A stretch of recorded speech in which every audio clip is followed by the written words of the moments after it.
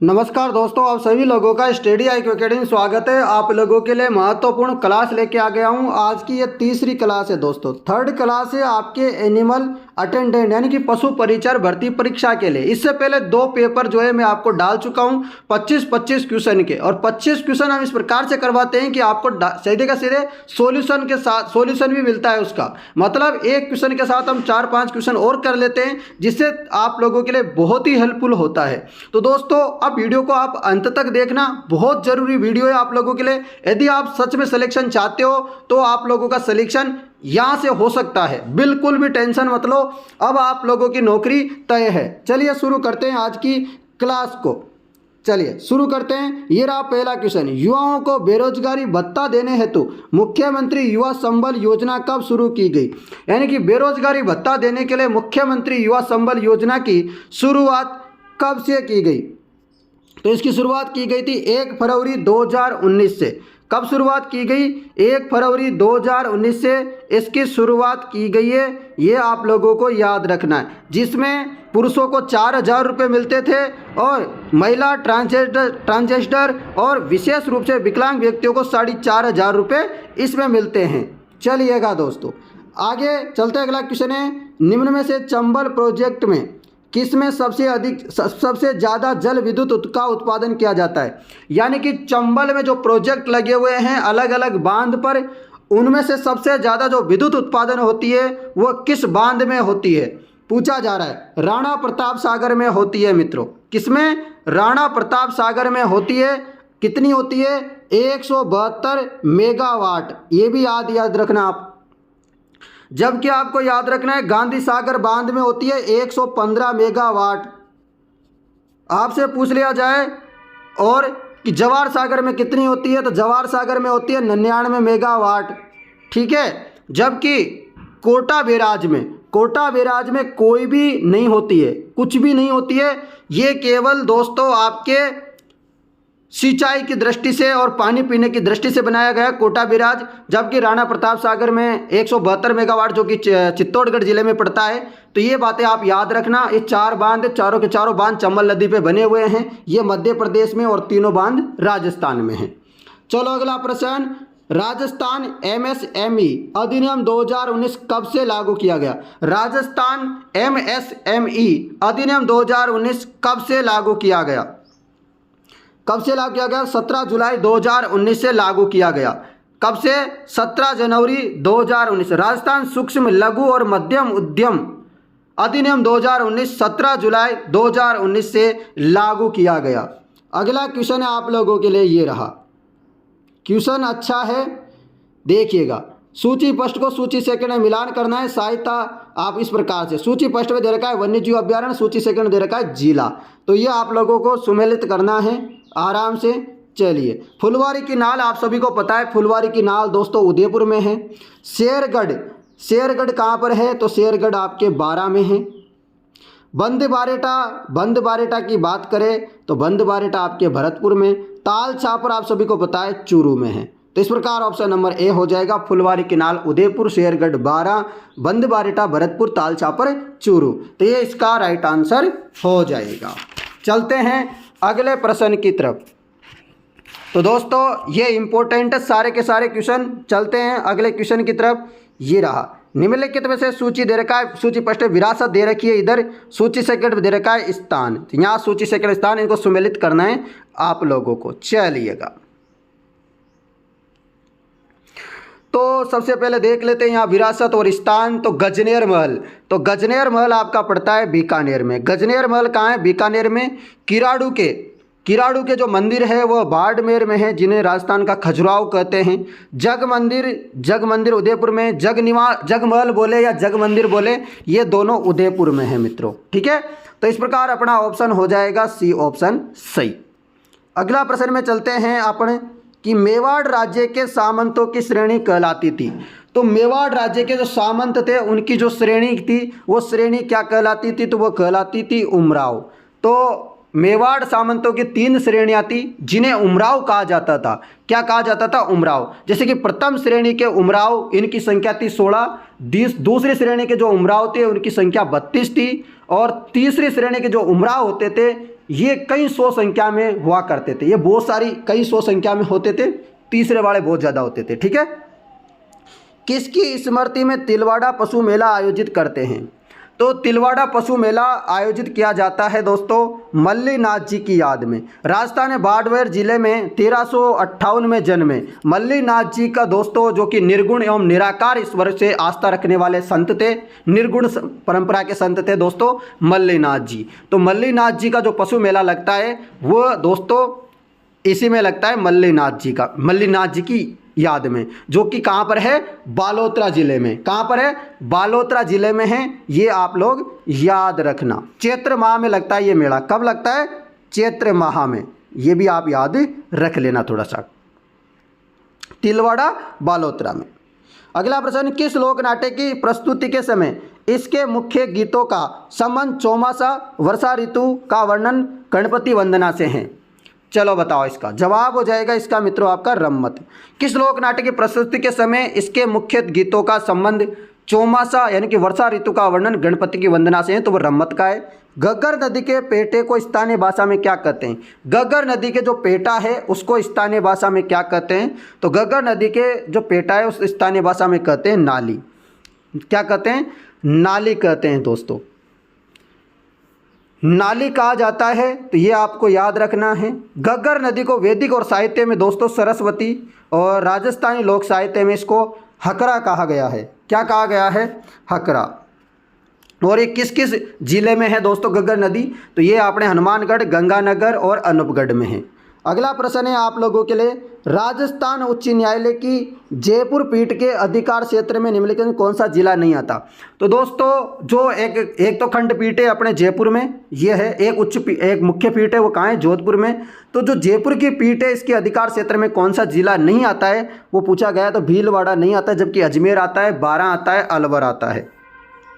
तो जयपुर पीठ में कौन कौन से जिले आते हैं, ये क्वेश्चन बहुत बार आ रखा है क्वेश्चन एग्जाम में, तो मैं बता देता हूँ। जयपुर पीठ के क्षेत्राधिकार में जो आने वाले जिले, अजमेर आता है, ध्यान से सुनना, अजमेर, अलवर, धौलपुर, भरतपुर, कोटा, बूंदी, बारां, झालावाड़, जयपुर, झुंझुनू, सवाई माधोपुर, करौली, सीकर, टोंक और दौसा, कुल मिलाकर के 17 जिले जो है अपने जयपुर पीठ के अंतर्गत आते हैं। ये आप, और जितने भी शेष बच गए अब 17 के अलावा, वो सारे जोधपुर पीठ में आते हैं। तो ये बात इंपॉर्टेंट है, रखने वाली आपको याद। राज्य सूचना आयुक्त को उसके पद से कैसे हटाया जा सकता है? यानी कि राज्य सूचना आयुक्त के जो पद है, पद से किस प्रकार से हटाया जा सकता है? तो उसे हटाने के लिए क्या करेंगे? राज्यपाल के आदेश द्वारा जब उच्चतम न्यायालय ने राज्यपाल द्वारा उसे किए गए किसी निर्देश पर जांच के पश्चात यह रिपोर्ट दी हो कि राज्य सूचना आयुक्त को हटा देना चाहिए, तब। अगला प्रश्न, करणी शतक, चुंडा शतक, हांडी शतक जैसी पुस्तकें किसने लिखी है? तो चुंडा शतक ये सब जो है पुस्तकें किसके द्वारा लिखी गई है? तो ये नाथू सिंह महियारिया के द्वारा। किसके द्वारा? नाथू सिंह महियारिया के द्वारा लिखी गई है। चलिएगा, ये रहा आपका अगला प्रश्न। क्वेश्चन है, निम्नलिखित शहरों में एकीकरण के समय स्थापित सरकारी कार्यालय के अनुसार सम्मिलित करना है। जैसे कि आपको पता है भरतपुर में क्या था? भरतपुर में शिक्षा विभाग। क्या? भरतपुर में शिक्षा विभाग। जोधपुर में क्या? जोधपुर में हाई कोर्ट, और बीकानेर में दोस्तों कृषि विज्ञान, और उदयपुर में खनिज। क्या? उदयपुर में खनिज। इस प्रकार ऑप्शन नंबर 2 होगा। ये दोस्तों आपके एकीकरण के समय की बात है। वैसे अभी शिक्षा विभाग कहाँ चला गया? अजमेर चला गया। भरतपुर में नहीं है शिक्षा विभाग, समझ गए? चलिएगा, चलते हैं अगले प्रश्न की तरफ। मेवाड़ चित्र शैली के प्रमुख चित्र रागमाला चित्र किस अजायब घर में सुरक्षित है? मेवाड़ का एक चित्र है दोस्तों रागमाला चित्र, ये किस अजायब घर में सुरक्षित है? अब ये कहाँ पर है? तो ये है दिल्ली के अजायबघर में सुरक्षित है मित्रों। जो मेवाड़ का रागमाला चित्र ये जो है दिल्ली के अजायबघर में सुरक्षित रखा हुआ है। अलवर क्षेत्र की लोक देवी के रूप में किसे मान्यता प्राप्त है? अलवर क्षेत्र की लोक देवी के रूप में किसे मान्यता प्राप्त है? जिलानी माता को दोस्तों मान्यता प्राप्त है। किसको? जिलानी माता को दोस्तों लोक देवी के रूप में प्रचलित है अलवर की। प्रतापगढ़, अजबगढ़, थानागाजी, बलदेवगढ़ में बोली जाने वाली बोली कौन सी है? और प्रतापगढ़, अजबगढ़, थानागाजी, बलदेवगढ़ में जो बोली जाने वाली बोली कौन सी है? तो वो नहेड़ा मेवाती। कौन सी है? नहेड़ा मेवाती है मित्रों। कौन सी? नहेड़ा मेवाती। जबकि निम्न में से कौन सी प्रथा विवाह समारोह से संबंधित नहीं है? कौन सी प्रथा है दोस्तों जो विवाह से संबंधित नहीं है? तो आपको पता है बडार भी है, कन्यावाल भी है, बड़ी पड़ला है, पर पानीवाड़ा नहीं है। पानीवाड़ा का संबंध दोस्तों इससे नहीं है। पानीवाड़ा का संबंध है, यह मृत्यु की रस्म है, 90 दिन में जो की जाती है। पानीवार बोलते हैं हमारी तरफ, तो आपकी तरफ कोई जगह पानीवाड़ा बोलते हैं। तो ये पानीवाड़ा जो रस्म है ये मृत्यु से संबंधित है, ऐसे समझो आप। तो मेन बात। अगला क्वेश्चन, श्रावक प्रतिक्रमण चूर्ण नामक चित्रित ग्रंथ राजस्थान के किस शैली से हैं? इनका संबंध है दोस्तों, श्रावक प्रतिक्रमण सूत्र चूर्ण का संबंध मेवाड़ से। ये आप लोग याद रखिएगा। और ये किसके काल में? तेज सिंह के शासन काल में श्रावक प्रतिक्रमण सूत्र चूर्णी ग्रंथ की रचना हुई थी। ये आपको याद रखना है। और इनका काल कब से कब था? 1261 के आसपास। ठीक है, तब हुई थी इसकी रचना।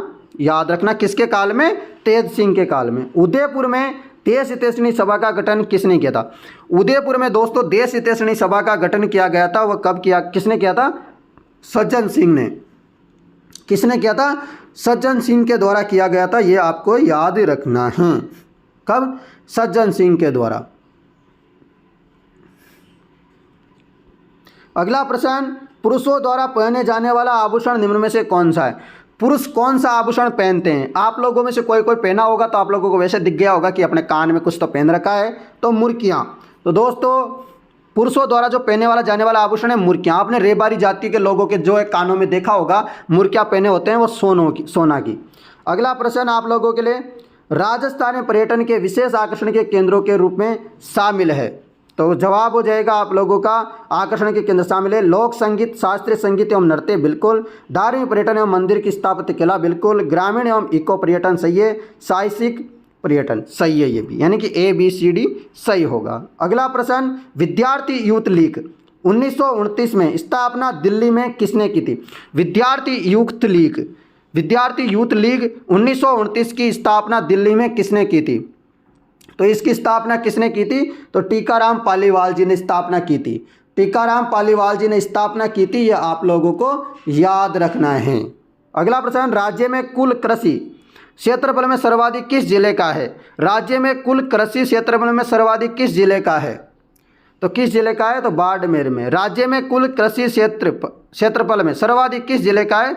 निम्न में से। तो निम्न में से बात करें तो बाड़मेर का। अगला प्रश्न आप लोगों के लिए ये रहा,